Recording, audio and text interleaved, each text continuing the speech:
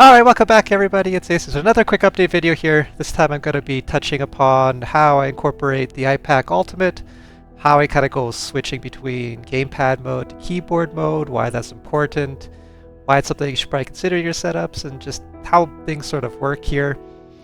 So first, what we have here in the arcade panel itself are two IPAC Ultimates.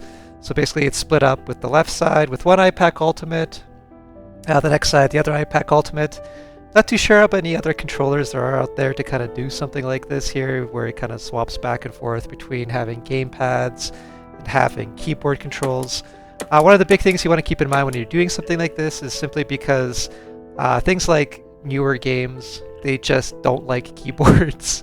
Anything that's like 4 players or anything like that, you're never going to really be able to kind of set up things like keyboards and getting them all functional properly in this.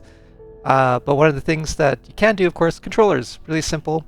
But then you start messing up with things for your other setups for the emulators. So a lot of times emulators will be assigning controllers right off the bat. So if these were all controllers and if they were always controllers, then tagging in things like the 8-bit DOS and just 8x input controllers, just anything really, just starts getting really goofy. Because emulators will automatically slot in controllers, emulators will give IDs to different things, or these will be taking up space in the emulator, and then it just will bump out other things, and it's just really hard to configure. So you're always going to want to have the ability to have this be keyboard control inputs for emulators and other things like that, just for simplicity's sake. So you kind of have this duality of, wanting to keep something that's a controller and wanting to keep it as a keyboard and just kind of be able to swap back and forth. Now, before I always ran into a lot of issues being able to swap the IPAC Ultimates for some reason into a controller configuration and back into a keyboard configuration. Since my last videos here a while ago, I've formatted the windows on here, and then after the reinstall, everything seemed to be fine again. So it seems to be working a lot better. So that being said, I have everything working now. So what I'll do is I'll also change the song here. It's a little bit too moody. I think that was Last of Us remix, something like that.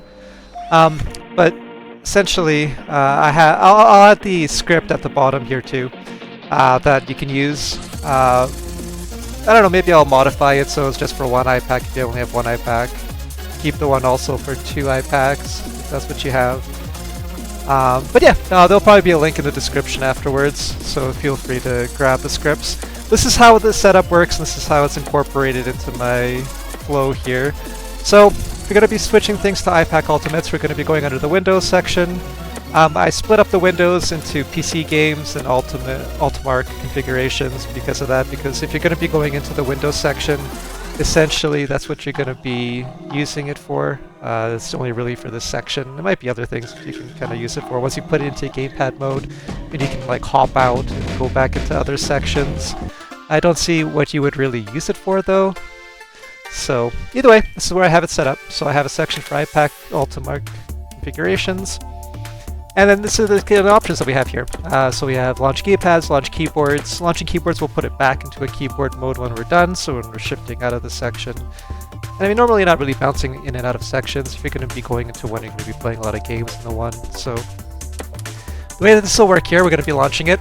I could probably just press start here. Well, let's just go into it here so the music also kind of stops. So we click play, and now what it's going to be doing is it's going to be running a script. The script is going to be passing in some configuration files that I have here. Basically, there's a configuration file saved for keyboard. There's a configuration file saved for gamepad. So you can hear the ding sound right now. That's taking out the first half of the IPAC and putting it into a gamepad mode. You'll hear another Windows chime. There you go. That's going to be for the right side. Takes that out of keyboard mode, pops that into a gamepad mode. Now with the IPAC, once it's in a gamepad mode, you are not able to control LED Blinky. So the LEDs are just going to be doing what they do. You can't set them, you can't configure them. They might be doing, nice colors and stuff like this, but you won't be able to configure it. So if you like launch Street Fighter, you can't have it be like Street Fighter colors. Maybe you can, I haven't figured it out yet, but either way, you can't control the LEDs when it's in this mode. But after it's done here, whoops, did I? Oh, right. So what happened here is because also these are in gamepad modes, what happens is that these are actually gamepads, so the buttons I normally would press for like exit and things like that, they don't, well, they don't function anymore because they're going to be gamepad buttons instead of the keyboard functions. So what I did there is I press escape or exit, and exit is actually like a start button now when it's in gamepad mode. So basically it just ran the same thing again. To go back, what I would be actually doing is pressing the B button. To go back, like a cancel would be for a normal controller. But running it twice really shouldn't matter. I mean, it should be done now anyway. So we're going to go back out of here now, and then we're going to go under PC games. And I don't know, I have a whole bunch of PC games here.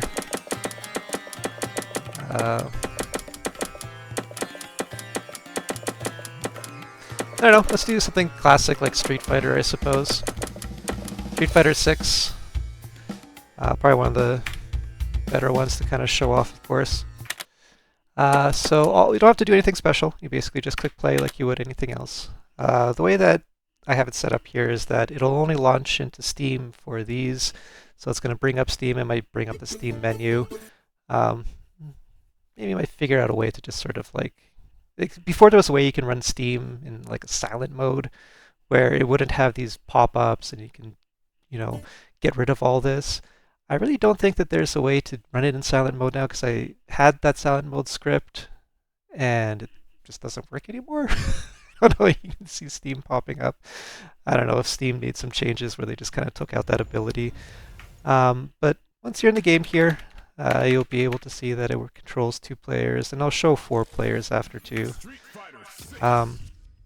With the buttons that I have here, it's 3 top, 3 bottom, and then like 2 bottom buttons for L and Rs. I don't know, I think I hear it called like Scantron layout. Like, I don't know, I think it's a Neo Geo setup with an extra button on the bottom. So I don't know, but whatever. So we're going to quit out of here.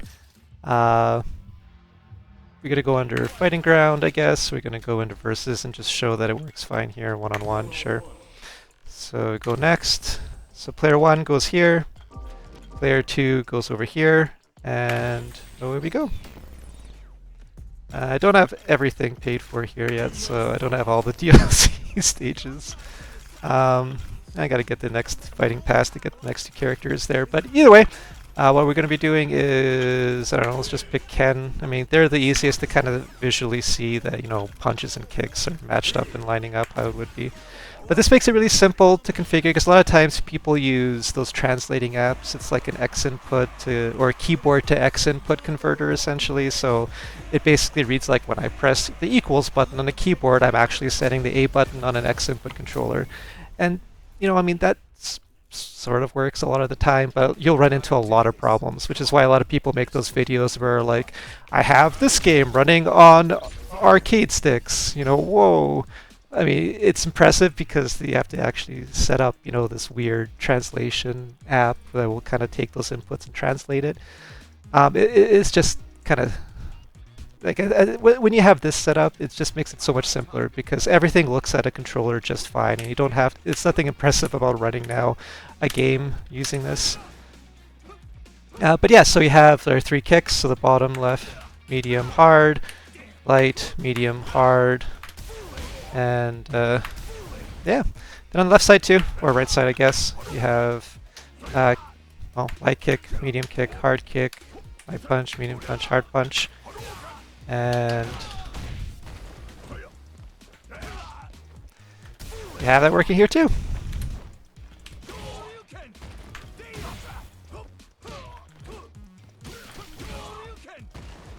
But yeah, so just wanted to show that IPACs work great with the script here to just swap them into a gamepad mode. Now we're going to quit out of this and I'll show maybe like a 4-player game really quick. Turn to mode, select. This is more kind of like I guess like a proof of concept because I know all my other older videos I couldn't have this working, so I just wanted to maybe like double back quickly for this video just to show that hey, it actually does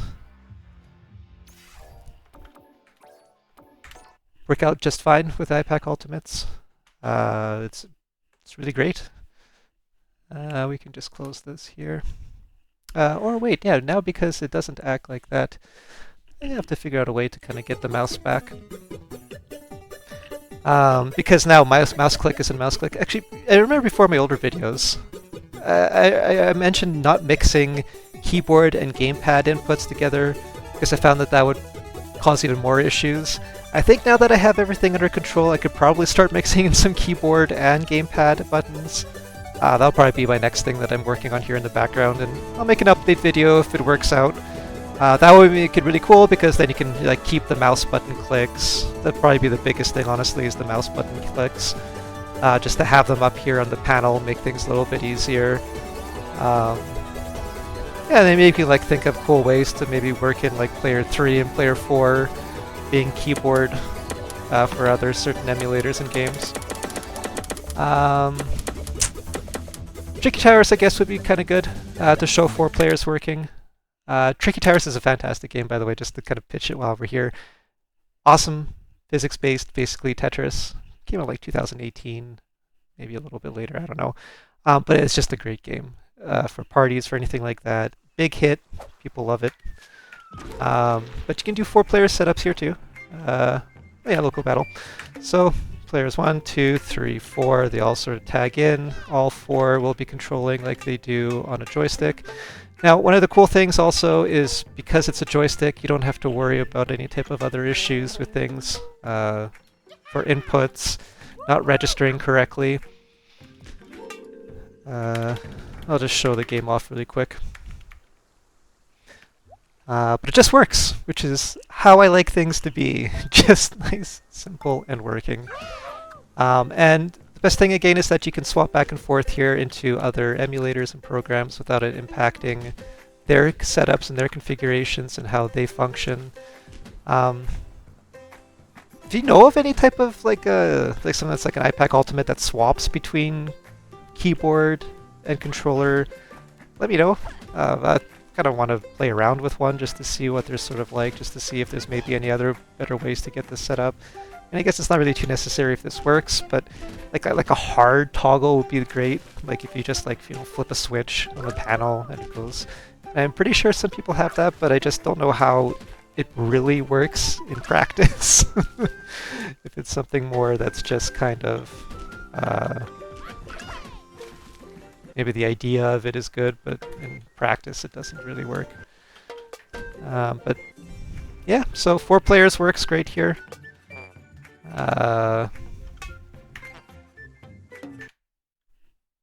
Yeah, so now I'm going to show how the script works to kind of go back. So now that we're done with using Gamepads, we want to go back to emulators. Don't want that to be a problem.